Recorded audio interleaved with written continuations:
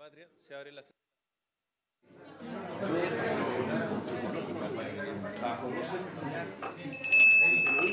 Ruego por favor a los senadores tomar asiento y a los invitados guardar silencio para partir.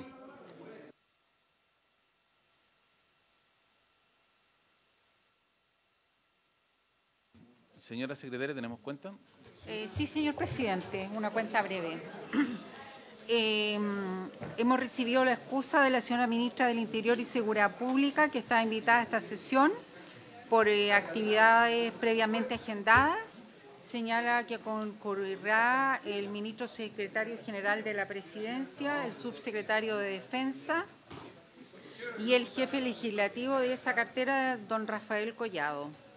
Lo mismo hemos recibido la excusa de la señora ministra de Defensa Nacional y en la sesión del día de hoy un reemplazo en la Comisión de Seguridad Pública. Se reemplaza al honorable senador señor Jaime Quintana por el honorable senador y presidente de las Comisiones Unidas, señor Pedro Araya. Esa es toda la cuenta, señor presidente.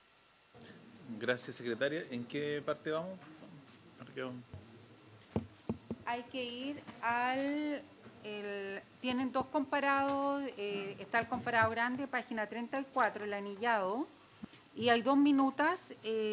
La primera son unos deberes que quedaron pendientes de la sesión anterior, que está doblado justo ahí la minuta pequeña. Esa es, exactamente. Vamos entonces, correspondería en la página 34, el deber de reportar, porque en la última sesión se había aprobado la indicación 99, Su Excelencia del Presidente de la República, en virtud del cual se incorporó el deber de registro que fue aprobado por unanimidad. En consecuencia, corresponde ahora ocuparse del deber de reportar. A este respecto, la mesa técnica sugiere aprobar indicaciones 100, 101 y 102 con enmiendas, con el texto para que quede así. Deber de reportar. El personal deberá informar al mando que corresponda respecto de operaciones y procedimientos en que se haya hecho uso de la fuerza, de acuerdo con lo establecido en los reglamentos o normativa institucional respectiva. Los incidentes en los que se haya hecho uso de la fuerza serán reportados al Ministerio encargado de la Seguridad Pública o al Ministerio de Defensa Nacional de conformidad con lo dispuesto en los reglamentos o normativa institucional respectiva. Lo anterior es sin perjuicio del deber de denuncia obligatoria que tiene el personal de las Fuerzas de Orden y Seguridad Pública y de las Fuerzas Armadas, establecido en el artículo 175 del Código Procesal Penal. Gracias, secretaria. Ofrezco la palabra. No sé si el Ejecutivo quiere hacer algún comentario antes. ¿No? Este no lo alcanzamos a ver la semana pasada. No, este no. Quedamos en el 99 la semana pasada. Ofrezco la palabra sobre este artículo. Don Kenneth. Muchas gracias, presidente. Mi consulta es al Ejecutivo en atención a se ingresaron indicaciones, por ejemplo, del honorable senador señor Osandón, para cambiar la palabra incidente por procedimiento, también normativa institucional, y esto es recogido por la mesa técnica y se habla en el primer inciso el deber de reportar en operaciones y procedimientos. Queda definida operaciones y procedimientos. Pero después, en el segundo inciso, habla de los incidentes. El uso de la fuerza, el uso legítimo que tiene el Estado para hacer uso de la fuerza, no es un incidente. O sea, es tratar de entender cuál es el concepto de la palabra incidentes que se quiere, cuál excepción es la que se quiere usar. Porque pareciera como que estaría de más en el sentido que se está indicando que se debe reportar el uso de la fuerza en operaciones y procedimientos. Esa es la duda al Ejecutivo, si fuera factible. Ministro Elizalde. Sí, lo que pasa es que nosotros entendemos que de lo que se informa es cuando se hace uso de la fuerza, y por eso se habla de la palabra incidente. Se podrá buscar otra si es más conveniente, pero no es el procedimiento, porque hay procedimientos en que no se hace uso de la fuerza. Y eso no existe la obligación de reportar. Si se utilizara la palabra procedimientos, sería la obligación de reportar todo. Y solo se reporta cuando se hace uso de la fuerza. Entonces, por eso se hace referencia a la palabra incidentes.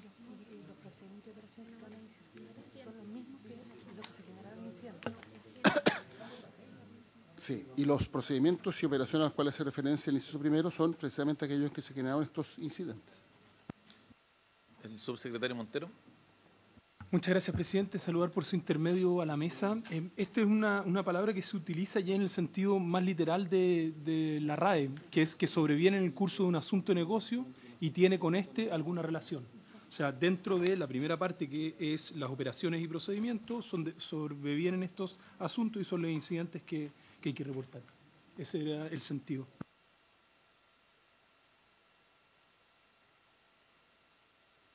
Le voy a ofrecer la palabra a la secretaria de la comisión y después al ejecutivo nuevamente. Sí, señor presidente. Previo a la sesión habíamos hablado con representantes del Ejecutivo para que lo tengan en consideración. La sesión pasada las Comisiones Unidas aprobaron deber de registro como aquellos eventos en que se haya hecho uso de la fuerza deberán ser registrados por cualquier medio idóneo. Entonces, ahora, en el inciso segundo, cuando habla de los incidentes en los que se haya hecho uso de la fuerza, la consulta de la Secretaría era si ahí, en lugar de incidentes, era mejor, preferible repetir la voz eventos, para no incorporar acepciones nuevas y como que haya congruencia también entre los dos deberes. ¿El ejecutivo? Sí, no hay problema. Y lo otro era, entiendo que en alguna ocasión habla de reglamentos y normativa, y acá reglamento o normativa, pero sería bueno para la historia de la ley. Me han dicho que eso ha sido objeto de discusión en la mesa técnica y que por lo tanto la conjunción I-U-O no es casual, sino que ha sido discutida y no es que sea una inadvertencia. Y por último, también habíamos conversado de eliminar respectiva, cuando habla normativa institucional, sin el vocablo respectiva, porque en otras normas que ya han sido aprobadas habla de reglamentos o normativa institucional, sin respectiva para que haya coherencia también, y en eso el Ejecutivo había manifestado que estaban de acuerdo. Ministro Elizalde. Sobre el I y el O. El I es cuando... vamos a lo más bien. El O es cuando creemos que se puede regular por una normativa institucional respectiva sin necesidad de reglamento. Y en el otro caso es tiene que haber un reglamento, independientemente de la normativa institucional. Entonces, en este caso sí se utiliza la expresión O, porque no es necesario que exista un reglamento para que la institución tenga una normativa. La institución podría tener una normativa, digamos, por sí sola, sin necesidad de un reglamento. Eso es básicamente la distinción.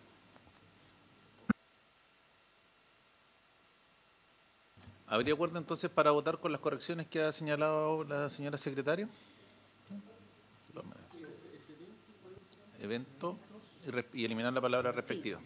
En consecuencia, el señor presidente pone en votación el deber de reportar, eliminando tanto el vocablo final, tanto en el primer párrafo como en el segundo, al hablar de normativa institucional respectiva. Se eliminaría la voz respectiva. Y en el párrafo segundo diría los eventos para guardar concordancia con el deber de registro. En esos términos, en primer lugar, entonces, el señor presidente pone en votación la propuesta de la mesa técnica para el deber de reportar. Senadora Bodanovich. A favor. A favor. Senador Osandón. A favor. Senador Durana. Senador Saavedra. Senador Macaya. Senador Piu. A favor. Senador Araya. Son 1, 2, 3, 4, 5, 6. Aprobado por 8 votos a favor. Senador Saavedra. Como está la indicación 103 de autoría, que retirarla porque se aprueba lo que, Ya. Y lo que quedaría propone la entonces, mesa técnica. ya. La propuesta de la mesa técnica es aprobar las indicaciones 100, 101 y 102 con enmiendas porque caben dentro de lo que aprobó la mesa técnica. ¿Habría acuerdo para aprobarlos con la misma votación de 8 votos a favor? Misma votación. Muy bien. Vamos a ver. Quedan aprobadas con enmienda las indicaciones 100, 101 y 102 y la 103 retirada. Enseguida hay que ir a la página 36 del comparado para ocuparse del deber de protección y resguardo de niños, niñas y adolescentes. Al respecto, la mesa técnica señala, se sugiere poner en votación indicación 105 con enmiendas. Eso está en la minuta, en lo que queda de la minuta de la sesión anterior. Deber de protección y resguardo de niñas, niñas y adolescentes. En el uso de la fuerza, el personal deberá actuar considerando el interés superior de los niños, niñas y adolescentes de conformidad con lo dispuesto en la Ley número 20.430 sobre garantías y protección integral de los derechos de la niñez y de la adolescencia. En los reglamentos o normativa institucional se establecerán las especificaciones para cada despliegue operativo. Hay una nota que dice mesa técnica sugiere incorporar un artículo al final como regla de clausura que exija a jueces considerar reglamentos y normativa institucional en resoluciones que recaigan sobre uso de la fuerza. Ofrezco la palabra al Ejecutivo. Ministro Elizalde. Solo insistir en que en la actual Ley 21.430 sobre garantía y protección integral de los derechos de la niñez y adolescencia, hay una norma que es el artículo 78, que señala a Carabineros de Chile, la Policía de Investigaciones, en el ejercicio de sus competencias y funciones, los funcionarios de Carabineros de Chile y de la Policía de Investigaciones de Chile deberán tener especial consideración en el resguardo de los derechos de los niños, niñas y adolescentes y su relación con ellos. Señala que además deberán contar con personal debidamente formado en el trato con niños, niñas y adolescentes y en los derechos que les correspondan. Y de igual forma el sistema de formación de las instituciones deberá incluir capacitaciones periódicas sobre estas materias, dirigidas a todos los funcionarios que tengan interacción o trato directo con estos niños, niñas y adolescentes, obviamente en el ejercicio de sus funciones. Y bueno, el artículo es más largo, así que no lo voy a leer completamente, pero en principio está consagrado en la legislación vigente, como señalado en la Ley 21.430. Ofrezco la palabra. Una aclaración, esto no implica que no se deba utilizar fuerza, o que no se pueda, perdón, utilizar fuerza contra niños, niñas y adolescentes. O sea, obviamente en determinadas hipótesis se puede tener que utilizar esta fuerza. Pero sí, obviamente que se tiene en consideración especial el interés superior del niño y por tanto de ahí que exista una normativa de esta naturaleza. Pero si hay un adolescente, por ejemplo, que no sé, tiene un arma de fuego y dispara contra un carabinero, obviamente que se puede utilizar la fuerza para repeler un ataque de esa naturaleza. Eso no está en cuestión en esta norma. Ofrezco la palabra, don Kenneth. Muchas gracias, presidente. Valorando lo que, por su intermedio, el presidente ha señalado el ministro secretario general de la Presidencia, esto es parte de lo que el crimen organizado hace, recluta niños soldados. Y esa es una realidad, y esa realidad tenemos que discutirla, debatirla. Este es un tema complejo, señor presidente, no es menor. Tenemos que entender que estamos enfrentando no el caso de la conmoción, de las situaciones de orden público. Estamos enfrentando una situación distinta en donde se les recluta a edad temprana, se les entrena a edad temprana y se convierten en sicarios, asesinos a edad temprana. Yo creo, señor presidente, o sea, este es un tema complejo, tan complejo que incluso con senadores decidimos sacarlo, dejar solamente el tema policial, pero tenemos que hacernos cargo.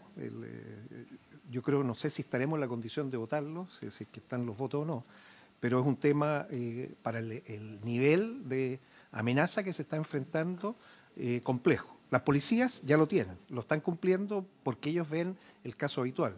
Pero si se van a tener que desplegar fuerzas militares para contrarrestar amenazas de crimen organizado, tenemos un problema. Yo, si fuera posible, señor presidente, postergaría la votación de este artículo. No sé si el Ejecutivo quiere hacer algún comentario, subsecretario. Muchas gracias, presidente. Solo hacer presente a la comisión que esta es una normativa que ya se encuentra vigente a nivel infraconstitucional. Por ejemplo, el decreto que regula los procesos eleccionarios del presidente Piñera del 2020 ya lo contempla. En caso de niñas y adolescentes, el empleo de la fuerza deberá limitarse al mínimo necesario considerando el interés superior del niño. Se debe informar la detención o motivo de su detención. Lo mismo sucede con otra norma de la época del presidente Piñera de los estados de excepción constitucional, que hoy día también está vigente. Lo mismo sucede con la que regula en el despliegue de militares actualmente, que está siendo renovada en trámite en este Congreso, en el norte del país. Y solo para mayor abundamiento y contexto, esta es una norma que la norma general ya la leyó el ministro Elizalde y que además está recogida en otras normativas, incluso de forma más extensa. Por ejemplo, la norma de extranjería e inmigración, que también fue tramitada durante el gobierno del presidente Piñera. Entendemos la inquietud que plantea por su intermedio presidente el senador respecto a que puedan ser utilizados en incidentes, pero la regla general tiene que ser la protección de niños, niñas y adolescentes como está regulado actualmente. El criterio del Ejecutivo ha sido tomar la normativa que está vigente, mejorarla y transformarla en una ley. Entonces, rechazar esto o no incluirlo dentro de la norma sería un retroceso respecto a la protección de niñas, niños y adolescentes. Senador Durana. Gracias, presidente. La verdad es que este es un tema muy sensible porque todos sabemos el uso de menores de edad en las acciones más difíciles que finalmente toca enfrentar, fundamentalmente en materia de crimen organizado y narcotráfico. Desde esa mirada, esta ley de RUF es como la antelación de infraestructura crítica y por lo tanto va a ser infraestructura crítica ese proyecto de ley el que de una u otra manera va a incorporar a las Fuerzas Armadas al resguardo del orden y la seguridad.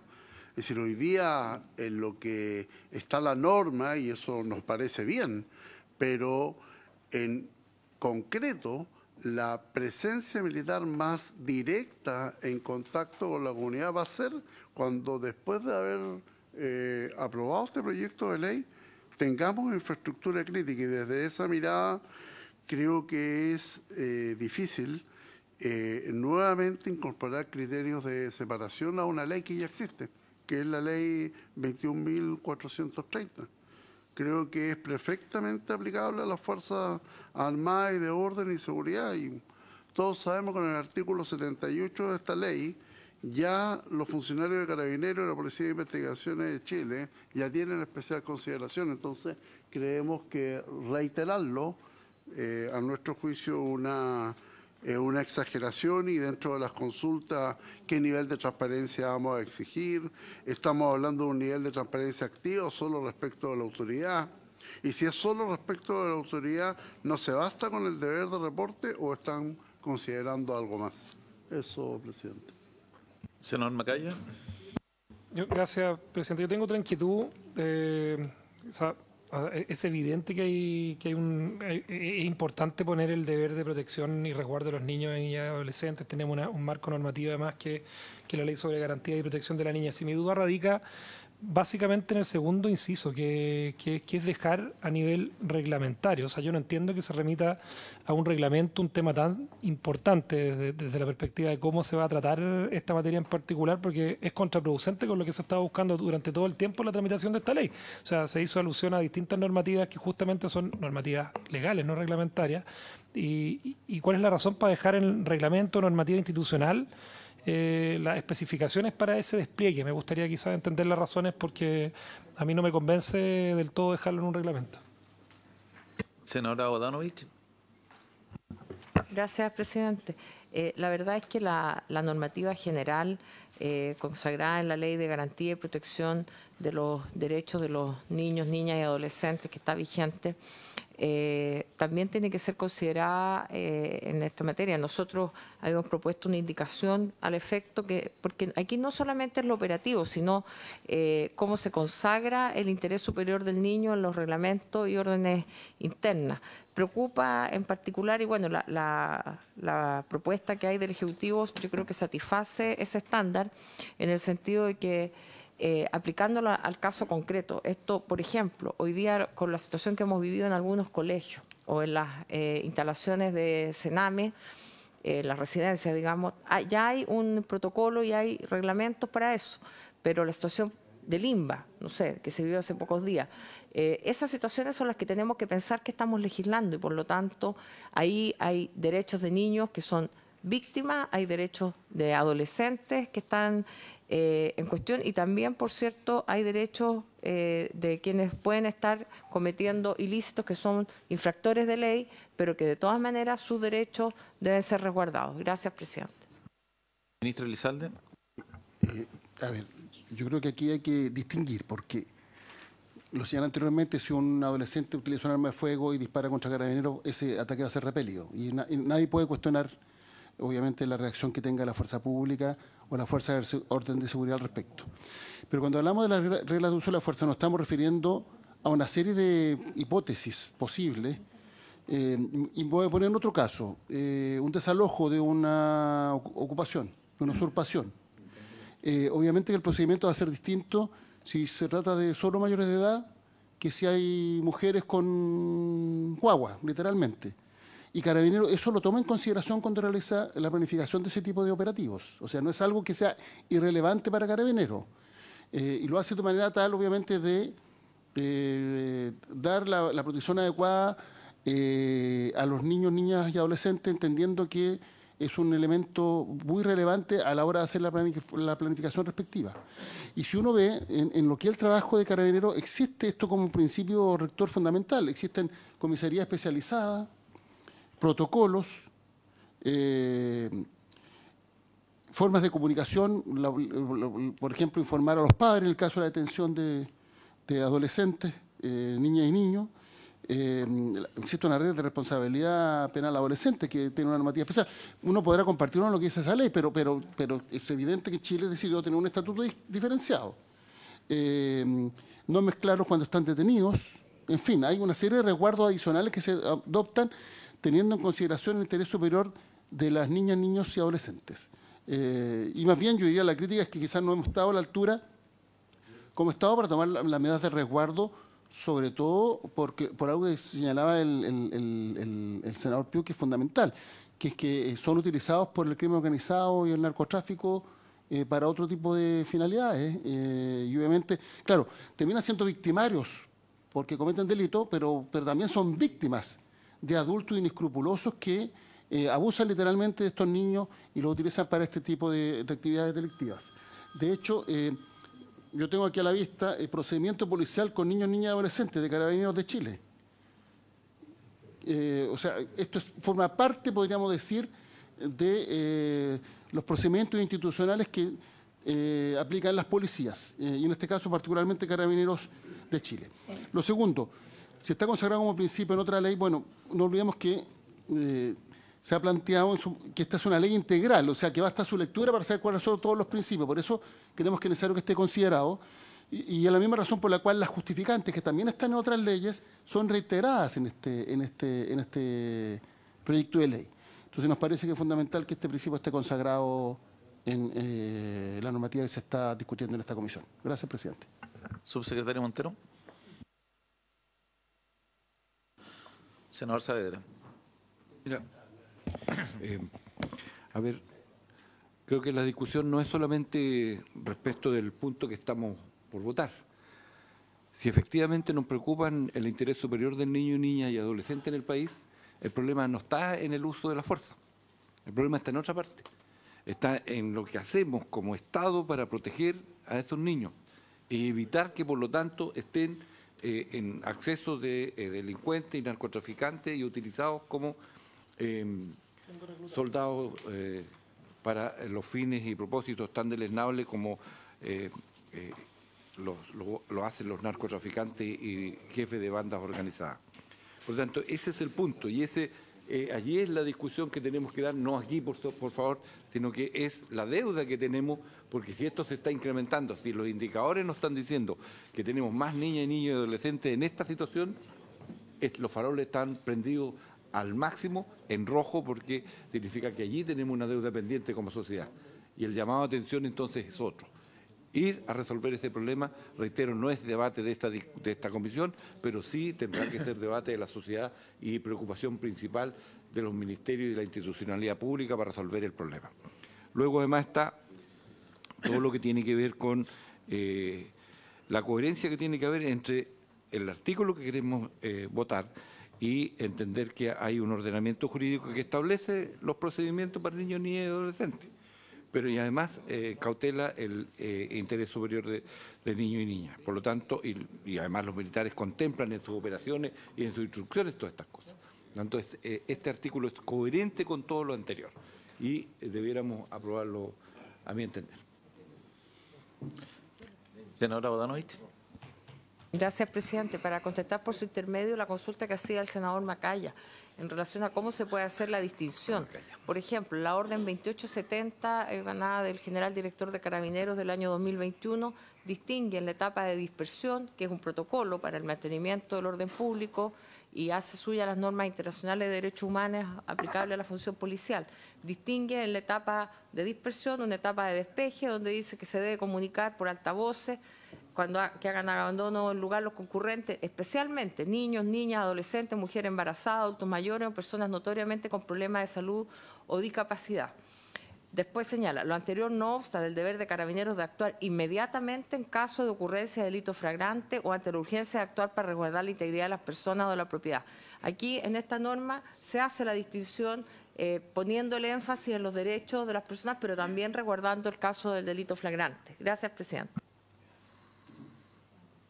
Con la palabra, don Kenneth. Muchas gracias, presidente. El señor ministro, por su intermedio, nos ha puesto el caso del desalojo. Yo entiendo que es un tema que lo ve el delegado presidencial provincial con la fuerza pública, no están las Fuerzas Armadas. Las Fuerzas Armadas, si se van a emplear, se van a emplear para una condición donde se requiere algo adicional que las policías. No están tampoco para el control del orden público, o sea, la forma de empleo tiene que ser muy clara. ¿Y por qué lo pongo, señor presidente? Porque los hechos más graves pueden ocurrir de noche, pueden ocurrir sin posibilidad ni siquiera de saber qué es lo que está ocurriendo. El señor ministro lo ha dicho, una persona que le dispare, que puede tener cualquier edad, le van a disparar. Pero eso tiene que quedar dicho, o sea, en la práctica, si no tenemos reglas de clausura o algo que oriente, si esto se judicializa, no va a quedar claro, va a quedar un área de incertidumbre. Eso es lo que me preocupa, o sea, si solamente va a estar en un lado y no está considerado cómo se va a tratar esta condición, puede quedar demasiado abierto. Eso es lo que me gustaría ver si es factible, verlo en la redacción, señor presidente, con alguna norma de clausura o algo que permita entender que cuando esto ocurra va a haber siempre una forma de poder actuar en justicia. Ofrezco la palabra.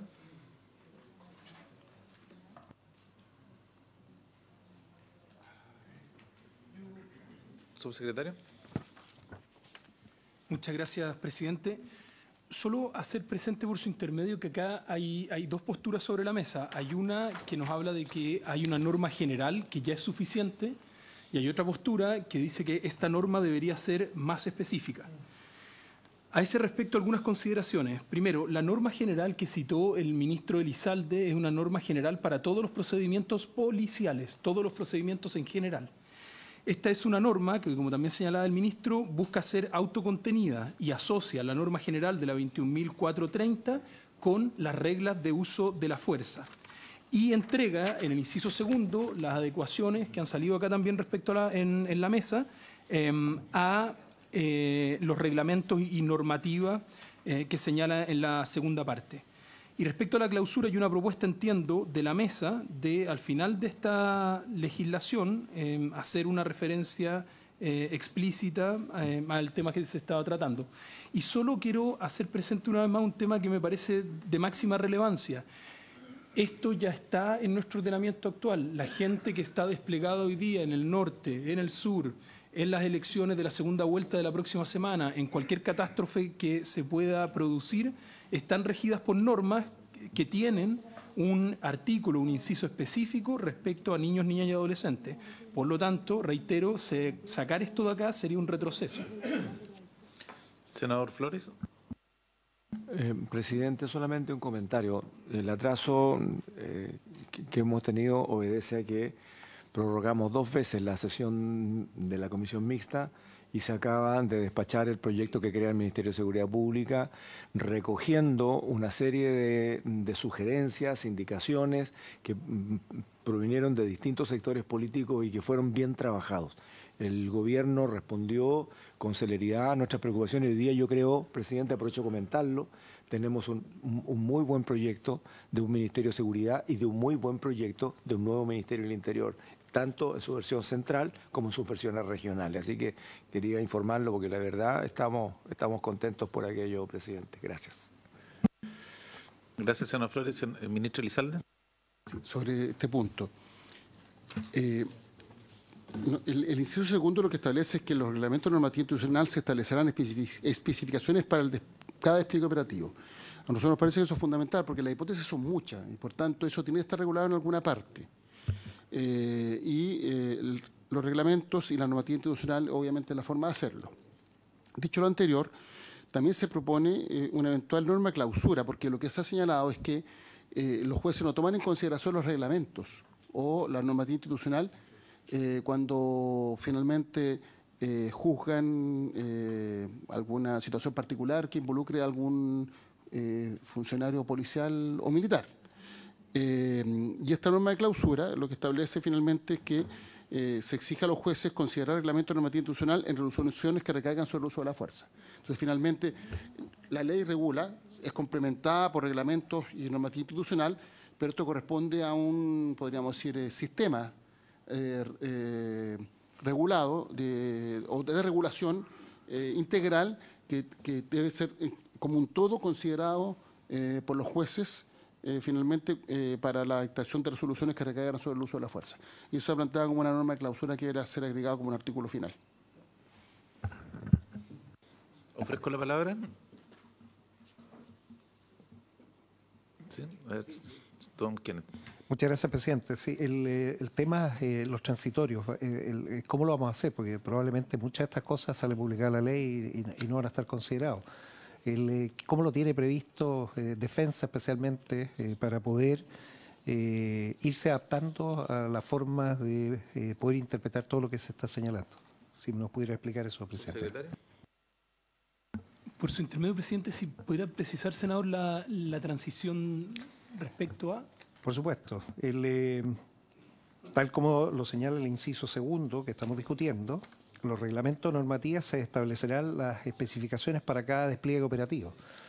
Y eso, la ley obviamente va a salir publicada, va a ser efectiva instantáneamente, pero esas cosas no ocurren tan instantáneamente. ¿Cómo lo tiene previsto Defensa ejecutar? Gracias, presidente.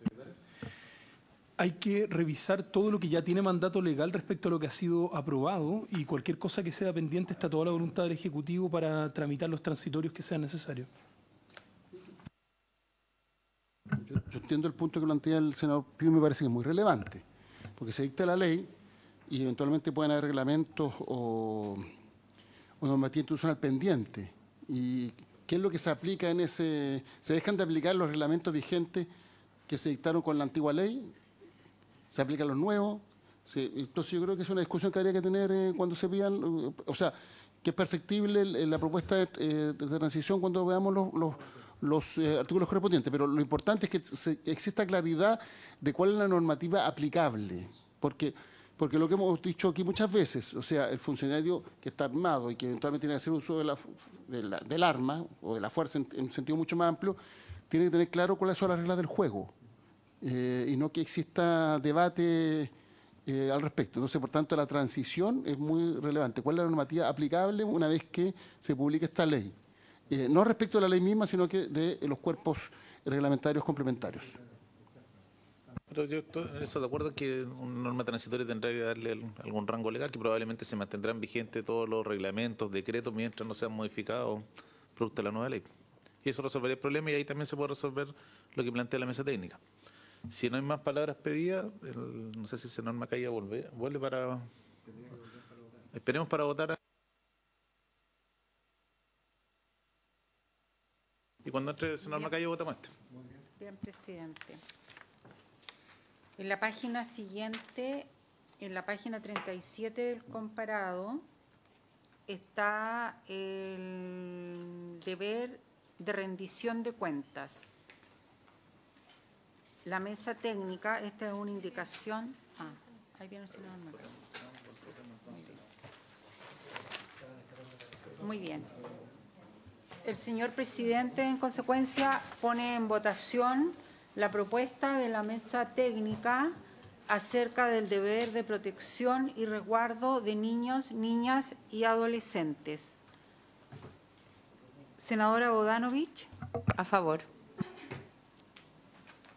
Senador Osandón. Senador Durana. Voy a votar a favor, pero quiero hacer el punto de la importancia de las normas transitorias. Senador Flores. A favor. Senador Saavedra. A favor. Senador Macaya. A favor también. Senador Piu. Señor presidente, yo me voy a abstener en espera de tener claridad respecto a los artículos transitorios. Gracias, presidente. Señor presidente. A favor. Queda aprobado por 8 votos a favor y una abstención. ¿Habría acuerdo con la misma? Bueno, es una indicación de los senadores Ebensperger, Durana, Edwards, Macaya y Piu para eliminar el 104. No sé si con la misma votación se daría por rechazada esta indicación, porque es incompatible. Es que tengo igual que consignar una votación. Claro. Y la indicación 105 sirvió de base para aprobar la propuesta de la mesa técnica, también sería aprobada 8 por una abstención, ¿no? Sí. Y la indicación 106, ¿la va a retirar, senador? Osandón, muy bien. Ahora sí vamos entonces a la página 37. Aquí está la indicación 107 del honorable senador señor Flores para agregar a continuación del número 8 el siguiente número nuevo relacionado con el deber de rendición de cuentas. Al respecto, la propuesta de la mayoría de la mesa es la siguiente: deber de rendición de cuentas. El uso de la fuerza estará sujeto a la obligación del personal de rendir cuenta de manera transparente ante las autoridades policiales, militares o civiles cuando corresponda y especialmente en los casos en que se produzca la muerte o lesiones graves.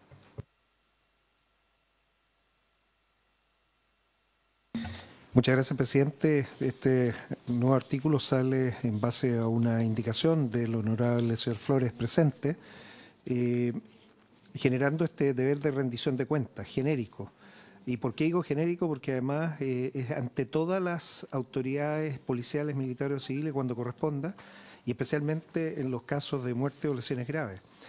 Si lo vemos en la práctica, el deber de reportar ya quedó especificado en las indicaciones que votamos, la 100, 101, 102.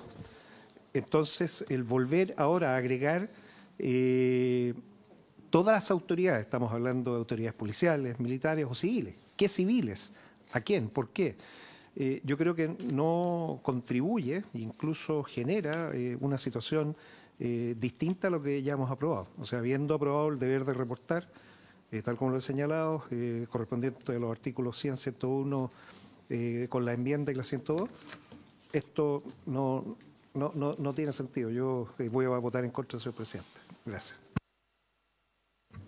Yo tiendo a compartir el planteamiento del senador Piuk respecto a cuál es la diferencia al Ejecutivo entre el deber de rendición de cuentas y el deber de reporte que ya se ha aprobado. O sea, sobre todo considerando que en ambos casos hay que informar los procedimientos en los que hubo fuerza. O sea, quizás el Ejecutivo nos podría ejemplificar con casos concretos de hipótesis donde procedería uno u otro deber, ya sea el de reporte o el de rendición de cuentas. O sea, y obviamente lo más relevante, ¿cuándo se va a ver incumplido, cuándo se supondría incumplido este deber? O sea, entendemos que la rendición de cuentas no tiene que ser respecto a la autoridad civil, sino que respecto a la autoridad ministerial. Así que si el Ejecutivo pudiese pronunciarse respecto a este doble deber y compartiendo las críticas que planteaba el senador Piuk.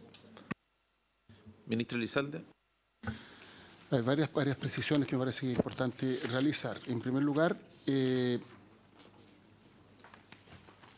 deber de rendir cuentas tiene que ver con el derecho de que esta información sea de público conocimiento, de manera tal de poder evaluar, obviamente, el trabajo que realizan las instituciones.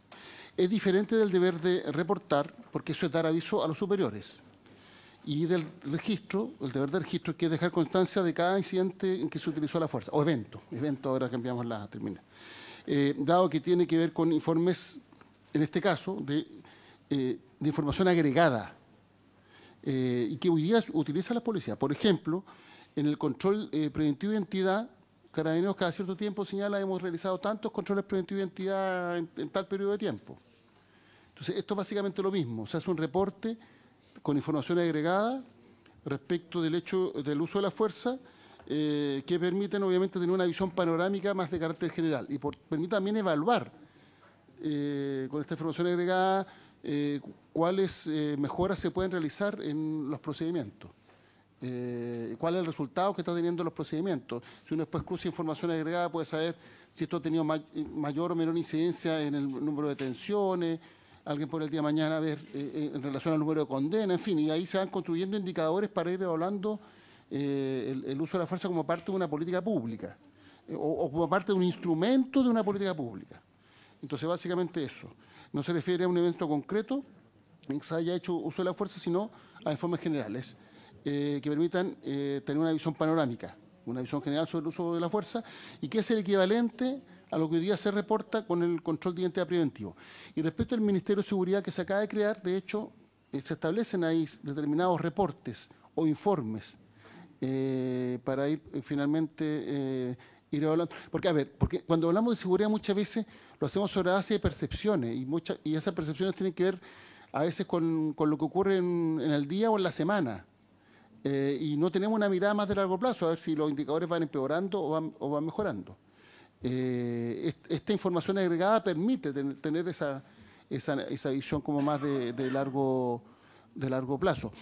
Voy a utilizar otro ejemplo. Cuando se renueva el estado de excepción en la Araucanía, se entregan informes respecto de los incidentes de violencia rural que han acontecido. Y sobre esa base se va evaluando. En el terreno, obviamente, disposiciones adicionales para que sea más eficiente. E incluso el día de mañana es un elemento muy relevante para determinar si se renueva o no un estado de excepción constitucional. Entonces, esta información agregada siempre es útil para la toma de decisiones de política pública, por un lado, en primer lugar. En segundo lugar, para la accountability o incluso la evaluación que tenga la ciudadanía respecto de la acción pública y, por cierto, también las instituciones especializadas que se dedican al estudio, universidades, centros académicos, que obviamente hacen evaluación en esta materia. Subsecretario. Muchas gracias, presidente. Primero, comentar algo general. Yo había entendido que habíamos acordado sacarlo esto de principios para regularlo dentro de deberes, este tema particular de la rendición de cuentas. Sin perjuicio de lo anterior, esto es parte ya de una práctica que, por lo menos en defensa, también como señalaba el ministro en Carabineros, se hace habitualmente. Nosotros recibimos todos los días un reporte y hay una reunión todos los días de evaluación. Se habla sobre los medios, sobre las personas y cualquiera de los incidentes también es registrado en un informe. Ese informe, como dice el ministro también, después nos permite hacer un levantamiento general de información, que es lo que rendimos cuenta. Estamos rindiendo en cuenta hoy día, por ejemplo, en el norte, respecto a la renovación del norte. Y es lo mismo que hacemos, por ejemplo, en las elecciones. Tenemos un informe a las 8 de la mañana de mesa de la parte militar, a las 10 de la mañana, a las 12, a las 4, a las 6, y cada vez que están estos informes generales se hace referencia a incidentes específicamente si se requirió el uso de fuerza, que es la materia que regula la norma que está en tramitación. Gracias, subsecretario. Yo voy a hacer un comentario antes de dar la palabra. Yo creo que si ese es el sentido, hay que rechazar esta indicación, porque basta con lo que dice el subsecretario del deber de reporte. Porque si se está pensando en la rendición de cuentas hacia un tercero, la redacción que está propuesta lo que va a entender es una cosa diametralmente opuesta. Lo que está diciendo es que el personal que está en la calle, el que tiene que informar, rendir cuentas, no sé a qué autoridad, tampoco se precisa cómo se rinde. Entonces, si es por reportar lo que ocurrió, es lo que está haciendo el subsecretario, entonces no tiene mucho sentido. Y si en el fondo por rendición de cuentas que tiene la otra autoridad, eso hoy día está contemplado. Entonces no creo que esto es una norma, sobre todo la propuesta que viene, que enreda más que aclara la situación. Senador Flores. Presidente, yo no estoy de acuerdo con su postura, por cuanto ya habíamos acordado que lo que significa rendir cuenta no es un principio, y por lo tanto se había quedado en que se llevaban los deberes, y de allí viene esta indicación. Lo que ha explicado el ministro Elizalde es lo correcto, porque una cosa es dar cuenta con números crudos y otra cosa es hacer los análisis que correspondan para tomar mejores decisiones respecto de lo que ha acontecido. Y esto no necesariamente es en un momento, sino que puede ser en una serie. Yo creo que el concepto de rendición de cuentas es bastante más amplio, bastante más completo. De tal manera que yo insisto en que esto debería, tal como se revisó hace tiempo, debería ser parte de los deberes. Es sencillamente rendir cuenta. Yo no le tendría miedo a aquello, digamos, no colisiona con el deber de informar, que es otra cosa. De reportar, perdón. Sí, lo que pasa es que la propuesta que viene de la mesa técnica terminó enredando el tema, porque tiene razón el senador Flores que rendir cuenta es una cosa, pero como está planteado acá, en la práctica es un deber de reporte. El ministro Elizalde. Proponemos trabajar una redacción que permita rescatar el sentido, pero voy a ver un ejemplo. Supongamos que, porque nosotros sabemos cuántos homicidios, hay una estadística, cuántos homicidios en Arica, cuántos hay en Tarapacá, cuánto hay en Los Ríos, etcétera. En el Maule, mi región.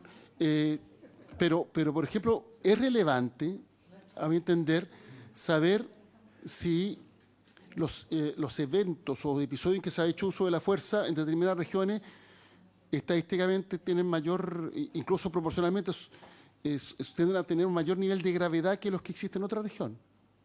Eso es relevante. O sea, supongamos que tenemos indicadores similares, pero hay más tiroteo en una región que en otra.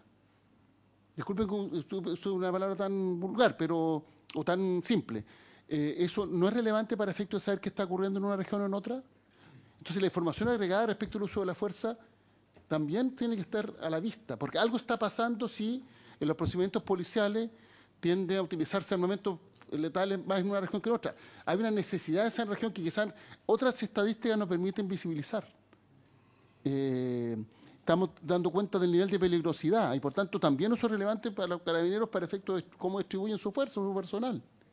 Si en una comuna hay más eventos de uso de la fuerza, más tiroteo, más necesidad de la utilización del arma de fuego de carabineros que en otra, independientemente que en los demás indicadores se vean como comunas similares, eso no lo vamos a tener en consideración. Entonces, si fuera posible trabajar una indicación que diera cuenta de eso. Don Kenneth.